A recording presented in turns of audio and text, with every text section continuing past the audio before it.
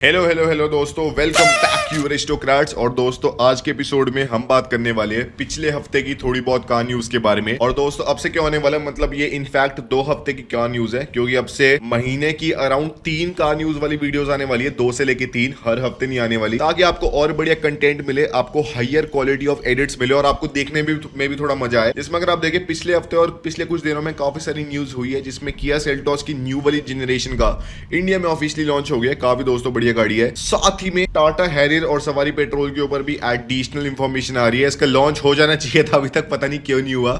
और भी काफी सारी न्यूज है। उससे पहले you need to subscribe and be a real aristocrat. Let's aim for. पिछली वीडियो में we gained a meagre around 100 subscribers. We need to double that in this video. Subscribe कर लो दोस्तों। तो दोस्तों आज की हमारी पहली न्यूज है कि जो फिएट 500 है, अगर आपको पता नहीं तो दोस्तों फिएट की सबसे छोटी गाड़ी है जो कि यूरोप के अंदर आती है। और वहां पे इस गाड़ी को काफी क्लासिक टाइप कार माना जाता है, क्योंकि वहां पे इसकी इटली के अंदर काफी बढ़िया हेरिटेज है। सिर्फ टू डोर फॉर्मेट में गाड़ी आती है, अंडे ऐसी दिखती है गाड़ी। और इतनी छोटी गाड़ी दोस्तों आपको एक्सपेक्टेड होगा कि भाई कितने 5 लाख की होगी, 8 लाख की होगी। 18 लाख रुपए की गाड़ी है ये यूरोप के अंदर।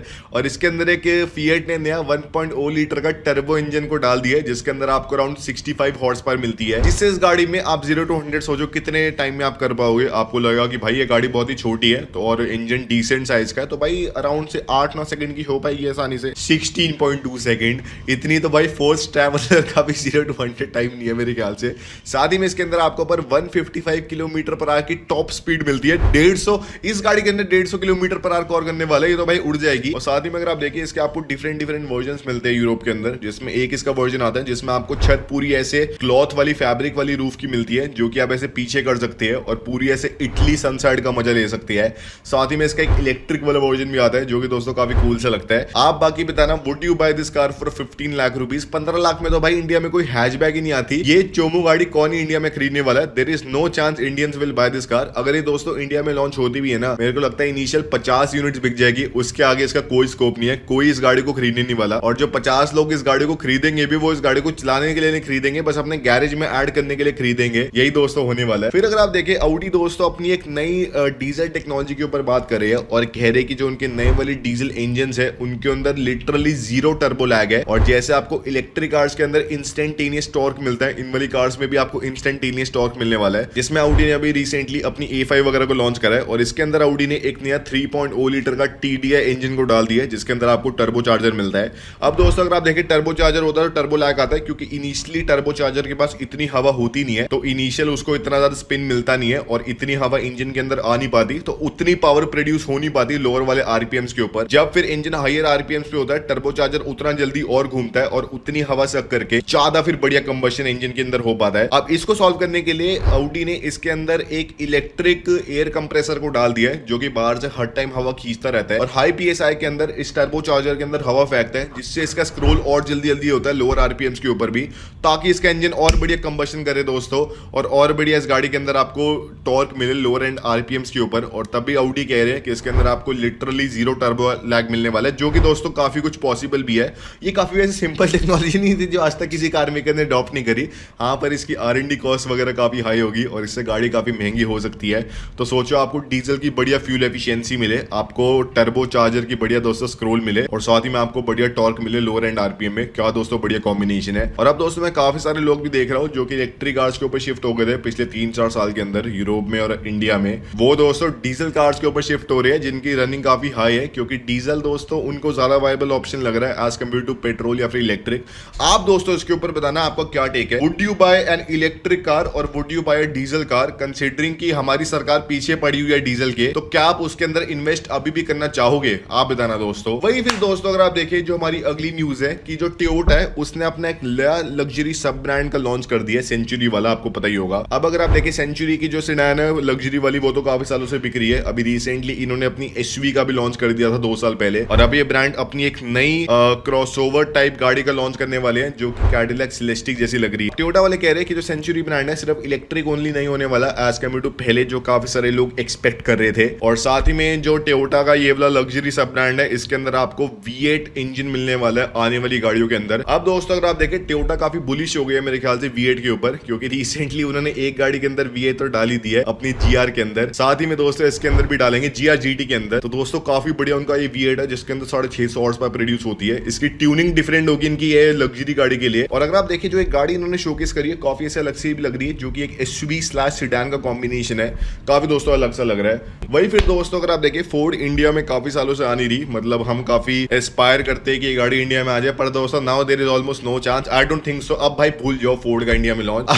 अब हमें कुछ और कैटलिस्ट पकड़ना पड़ेगा इंडियन कार मार्केट के लिए। और फोर्ड अगर आप देखें तो अब यूरोप में भी काफी बेकार परफॉर्म कर रहा है, जिसमें आज से अगर आप 20 साल पहले चले तो फोर्ड का यूरोपियन कार मार्केट में ऑलमोस्ट 8.3% का मार्केट शेयर था, और इस साल की ऑलमोस्ट 12 लाख गाड़ियां वहां पे बेच रहे थे, महीने की ऑलमोस्ट 1 लाख गाड़ियां। अब दोस्तों आने वाले टाइम में इनका शेयर कम होता गया, और अब इस ब्रांड का 2025 में यूरोपियन कार मार्केट में सिर्फ 3% का, वो भी नहीं 2.9% का मार्केट शेयर है, और इस ब्रांड ने सिर्फ 2,56,000 गाड़ियां यूरोप के अंदर बेची है। That is very very less. अब फोर्ड के साथ ऐसा इसलिए हो रहा है क्योंकि फोर्ड मेनली अमेरिका के अंदर परफॉर्म करता है, अमेरिका में सस्ती गाड़ियां बिकती है नहीं, तो फोर्ड को आदत ही खत्म हो गई है सस्ती गाड़ियां बनाने में। साथ में यूरोप के अंदर सस्ती गाड़ी बनानी भी काफी महंगी पड़ती है, काफी मुश्किल है, क्योंकि वहां पे एम्प्लॉय कॉस्ट इतनी हाई है, और वहां पे आप ऐसे एम्प्लॉय कॉस्ट को मैनेज करने के लिए रैंडमली एम्प्लॉयज को फायर नहीं कर सकते, वहां पे यूनियंस काफी स्ट्रॉन्ग है। तो वहां पे दोस्तों अगर आप देखिए हर एक कार मेकर जो है वो स्ट्रगल कर रहा है, जो भी यूरोप के अंदर अपनी गाड़ियां बना रहा है, और वो स्ट्रगल कर रहे हैं, तो दोस्तों उनकी गाड़ियां भी काफी महंगी हो गई है। अभी आपको मैं मर्सिडीज वाले टाइम में बताऊंगा अभी अगली न्यूज के अंदर। तो इसलिए दोस्तों अगर आप देखें तो फोर्ड फिर वहां पे रेनॉल्ट के साथ ऐसे कॉम्बिनेशन करके वहां पे कंबाइन करके अपनी एक गाड़ी को लॉन्च करने वाले हैं, जिसमें फोर्ड ने पहले फोक्सवैगन के साथ वहां पे एक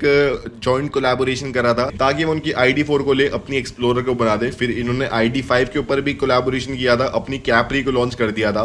अब दोस्तों रेनॉल्ट के साथ कोलैबोरेशन करके उनकी ट्विंगो का इस्तेमाल करके अपनी एक छोटी कॉम्पैक्ट गाड़ी बनाने वाली है, जो कि रेनॉल्ट की एक छोटी सी इलेक्ट्रिक क्रॉसओवर है दोस्तों, बिल्कुल भद्दी दिखती है। इंडिया में अगर ये गाड़ी लॉन्च हो जाए दोस्तों, literally there is not a single chance that this car can perform in India. इतनी चोमू गाड़ी है। अब अगर आप देखें ऐसा फोर्ड इसलिए कर रहे हैं क्योंकि भाई अगर वो पूरी एक इलेक्ट्रिक गाड़ी को डेवलप करते हैं यूरोप के लिए, they won't be able to make so much sale that they can justify the R&D cost and all, तो तभी वो दूसरे कार मेकर की गाड़ी खरीद रहे हैं। और फोर्ड फिर कह रहे हैं कि ऐसा नहीं है कि भाई हम सिर्फ कॉपी पेस्ट कर देंगे, इसके अंदर प्रॉपर आपको फोर्ड का DNA मिलने वाला है, ताकि आपको बढ़िया मजा आए इस गाड़ी को चलाने में और आपको ऐसे बेकार सा ना लगे। देखते दोस्तों क्या होता है। और मेरे ख्याल से दोस्तों अगर आप देखें, now it is very difficult for European car makers to survive if they won't move their production out of Europe. मेरे ख्याल से पता नहीं यूरोपियन कार मेकर्स क्यों नहीं कर रहे, या तो यूनियंस का प्रेशर है उनके ऊपर, उनको अपनी भाई थोड़ी प्रोडक्शन इंडिया के अंदर शिफ्ट करनी चाहिए। ऑलरेडी वो इंडिया में काफी बढ़िया ग्रो कर रही है, इंडिया से बना के वो गाड़ियां पूरी साउथ एशियन मार्केट में एक्सपोर्ट कर सकती है। तो भाई इंडिया में अपनी प्रोडक्शन क्यों नहीं स्टार्ट कर रहे।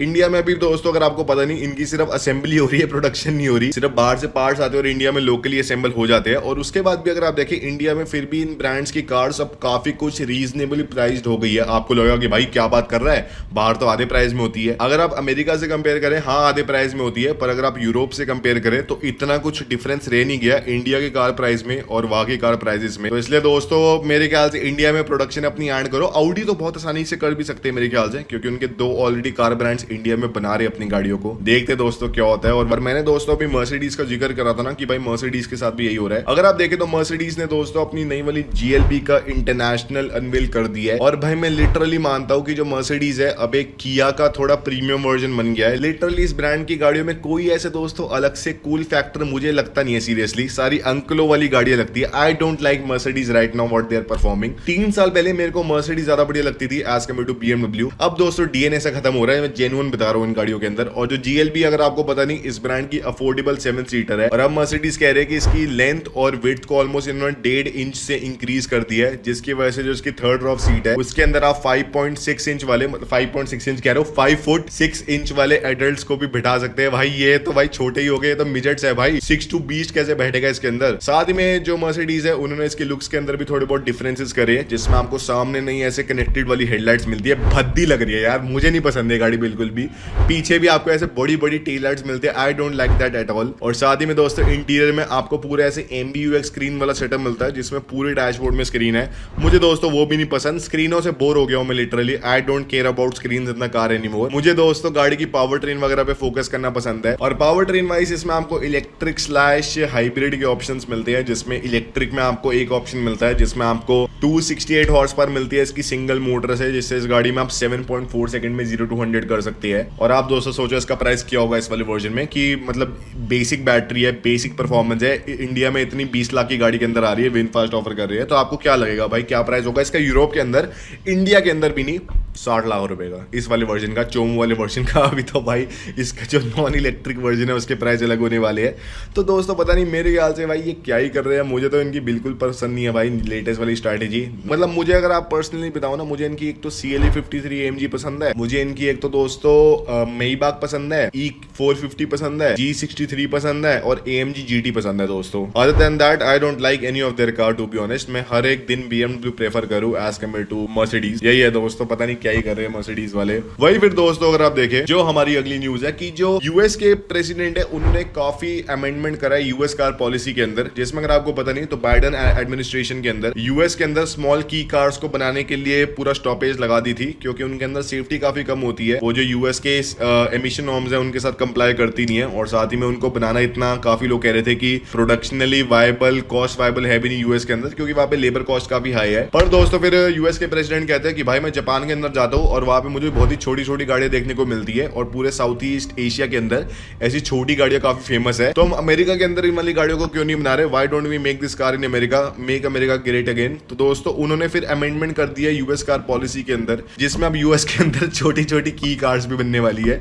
और अगर आपको पता नहीं, अब जो यूएस वाले लोग हैं वो बड़ी गाड़ियों से बोर हो गए हैं, जैसे हम इंडिया में छोटी गाड़ियों से बोर हो गए ना, हमको बड़ी गाड़ी चाहिए। वो वाले लोग बड़े बड़े फोर्ड F-150 250 लेके हमर ईवीज लेके बोर हो गए। अब उनको दोस्तों छोटी गाड़ी चाहिए, तभी वहां पे जिम्नी वगैरह या फिर जो सुजुकी का छोटा वाला ट्रक नहीं आता, उसके लिए लोग ऐसे प्रीमियम देके उसको इंपोर्ट कराते हैं जापान से, ताकि उनको बढ़िया ऐसे की कार वाली फीलिंग आए। और अब यूएस के अंदर हो सकता है ये वाली गाड़ी लोकली बने और बढ़िया भाई इसकी डिमांड हो। अब दोस्तों मेरे को क्या लगता है कि अगर ऐसी वाली कार्स यूएस के अंदर बनेगी, इनिशियल काफी बड़ी डिमांड होगी, जिसमें एकदम से ऐसे 2-2.5 लाख गाड़ियों के प्री ऑर्डर आ जाएंगे, कोई बड़ी बात नहीं है। उसके बाद थोड़ी फेड आउट हो जाएगी, क्योंकि यूएस मार्केट के हिसाब से जैसी वहां की रोड्स है, जितना बड़ा डिस्टेंस आपको ट्रैवल करना पड़ता है, वहां पे दोस्तों छोटी गाड़ियां वायबल भी नहीं है। वहां पे बड़े बड़े पेट्रोल गसलिंग V8 इंजन वाले ट्रक्स बढ़िया रहते हैं। आप दोस्तों बताना, वुड यू बाय अ छोटी car if you are in the US? I would buy the Hummer EV, the Cadillac Escalade V। छोटी गाड़ियां भाई इंडिया में तो ऑलरेडी मिल ही रही है। और छोटी गाड़ी से दोस्तों याद है, छोटी गाड़ी नहीं, MG हेक्टर बड़ी गाड़ी है, जिसमें MG हेक्टर दोस्तों MG वाले मानने को तैयार नहीं है, और इसकी एक नई फेसलिफ्ट लॉन्च होने वाली है। मुझे नहीं पता भाई क्या करेंगे फेसलिफ्ट लॉन्च करके, no one even cares about their facelift anymore. भाई MG हेक्टर ले ली सबने भाई, उसके भाई फीचर सबको पता है, बड़ी वाली स्क्रीन है। अब मेरे ख्याल से इसके अंदर अपडेट करना चाहिए, पर इसका इंटरनेशनली कोई अपडेट हुआ नहीं है,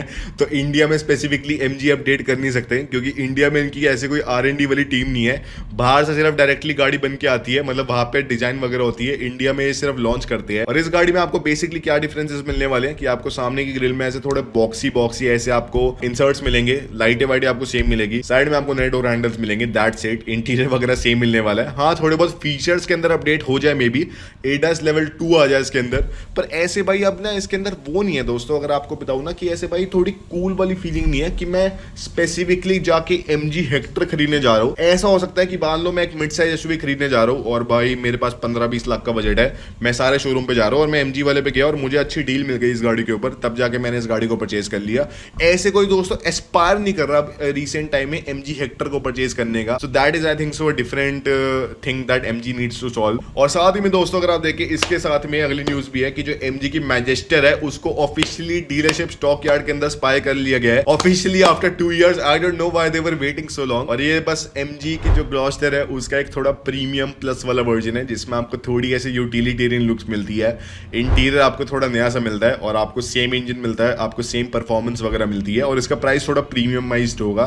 और एक तरह से आप कह सकते हैं जैसे आपको फॉर्च्यूनर मिलती है और आपको लेजेंडर मिलती है, तो वैसे आपको ग्लॉस्टर मिलेगी और आपको ये मैजेस्टर मिलेगी। तो जोन सी आपको लेनी आप ले सकते हैं, अगर आपको प्रीमियमाइज करना है तो आप मैजेस्टर ले सकते हैं। इसके साथ दोस्तों यही होने वाला है कि इनिशियली है 250-300-500 यूनिट्स बिक जाएगी पहले महीने के अंदर, उसके बाद सेल्स फॉल ऑफ कर जाएगी, आई थिंक सो। उसके अलावा दोस्तों देखते हैं क्या होने वाला है। वही फिर दोस्तों जो अगली न्यूज है, मेरी फेवरेट न्यूज है आज की, कि स्कोडा की जो स्लाविया उसकी दोस्तों फेसलिफ्ट को ऑफिशियली दोबारा स्पाई करा गया है, और अब इसके बारे में और काफी सारी एडिशनल इंफॉर्मेशन दोस्तों मिल रही है। काफी दोस्तों अच्छी लग रही है इसकी फेसलिफ्ट। इसमें अगर आप देखिए जो सामने की गाड़ी की लुक्स है काफी ऐसे मस्कुलर लग रही है पहले के कंपैरिजन में, काफी बल्की लग रही है पहले के कंपैरिजन में। इसमें आपको थोड़ी स्पोर्टी ओरिएंटेड लाइट्स मिल रही है, थोड़ी स्पोर्टी ओरिएंटेड आपको ग्रिल मिल रही है, और सामने का बम्पर एकदम ऐसे सीधा सा है, बड़े बड़े एयर इनटेक वाला, साइड में ब्लैक डाउट अलॉयज है। मेरे ख्याल से जो पहले वाले अलॉयज है वो अच्छे दिखते नहीं है, इसके अंदर बढ़िया स्पोर्टी वाले अलॉयज डालने चाहिए स्कोडा को। और भाई मैं तो मानता हूँ स्कोडा वाले क्यों ना इसका एक VRS लाइन लॉन्च कर दे, मतलब जो उनकी VRS ऐसे परफॉर्मेंस ओरिएंटेड वाला ऐसा उनका सब डिवीजन है ना,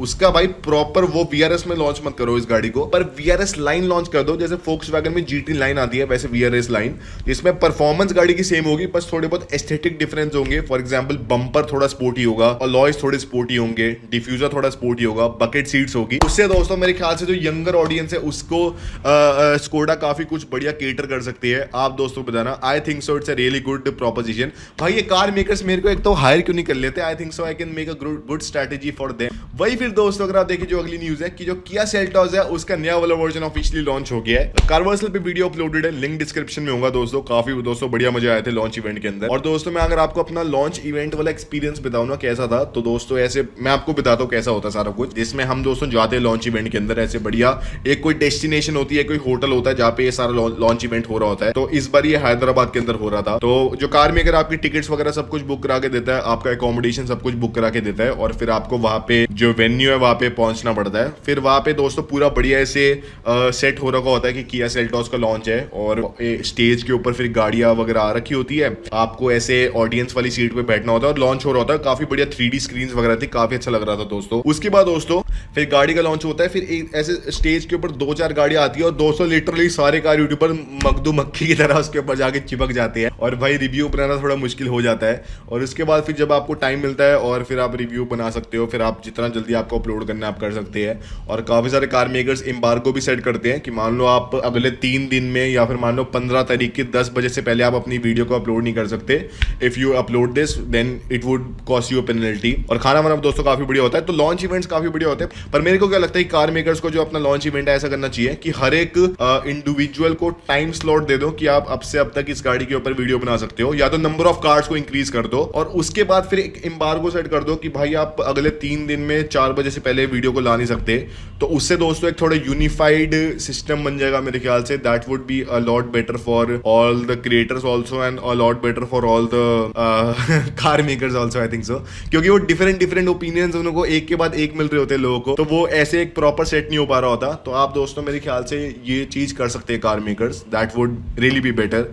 वही दोस्तों अगर आप देखिए जो अगली न्यूज है कि जो हैरियर पेट्रोल है उसका लॉन्च 9th ऑफ दिसंबर को होने वाला था। प्रॉपर दोस्तों न्यूज वगैरह आ रही थी, पता नहीं लो इसके बाद दोस्तों क्या हुआ, इसके ऊपर लॉन्च की कोई बात ही नहीं चल रही, अब हो ही नहीं रहा इसका लॉन्च। पर दोस्तों अब ऑफिशियली थोड़ी बहुत न्यूज वगैरह आ रही है कि डीलरशिप स्टॉक यार्ड में इस गाड़ी को स्पाई करा गया है। इसके अंदर आपको हाइपीरियन इंजन मिलता है, साथ ही में आपको पेट्रोल वाला फ्यूल टैंक मिलता है। मतलब यही डिफरेंस होगा और तो क्या ही होगा इस गाड़ी के अंदर। पर पता नहीं टाटा मोटर ने क्यों इस गाड़ी को लॉन्च नहीं करा, पर दिसंबर के अंदर इसका लॉन्च ऑफिशियली हो जाएगा, कोई बड़ी बात नहीं है। और 2 से लेकर 2.5 लाख रुपए इसका प्राइस कम होने वाला है एज कम्पेयर टू इसका डीजल काउंटर पार्ट। तो काफी दोस्तों मैं एक्साइटेड हूँ। फिर दोस्तों अगर आप देखिए जो अगली न्यूज है कि जो XUV700 का नया फेस लिफ्टेड वाला वर्जन है XUV7XO, उसका दोस्तों ऑफिशियली और टीजर्स आ रही है जिसमें गाड़ी के लुक्स के बारे में और पता चल रहा है। अब दोस्तों हमें इनिशियली अब दोस्तों की जो XEV9S है उसका ये सिर्फ नॉन इलेक्ट्रिक वर्जन होगा। तो दोस्तों ऐसा नहीं है, काफी सिग्निफिकेंट चेंजेस तो है। जैसे आपको सामने की लाइट है थोड़ी बॉक्सी मिलती है, आपको उनके अंदर नया LED फंक्शन मिलता है, आपको ग्रिल डिफरेंट मिलती है, आपको अलॉयस में भी डिफरेंट मिले, और टेलर्स आपको XEV9S वाली मिलने वाली है, और इंटीरियर में आपको 3 डिफरेंट स्क्रीन्स मिलेगी। जनवरी 5 को दोस्तों इस गाड़ी का लॉन्च होने वाला है। I am really excited for this launch. अभी तो दोस्तों मैं यूके जा रहा हूँ, I will come back by that time, देखते हैं अगर मैं वीडियो बना पाऊँ। और ये था आज की वीडियो में, अगर आपको पसंद है लाइक शेयर सब्सक्राइब कर देना अरिस्टो कार को दोस्तों।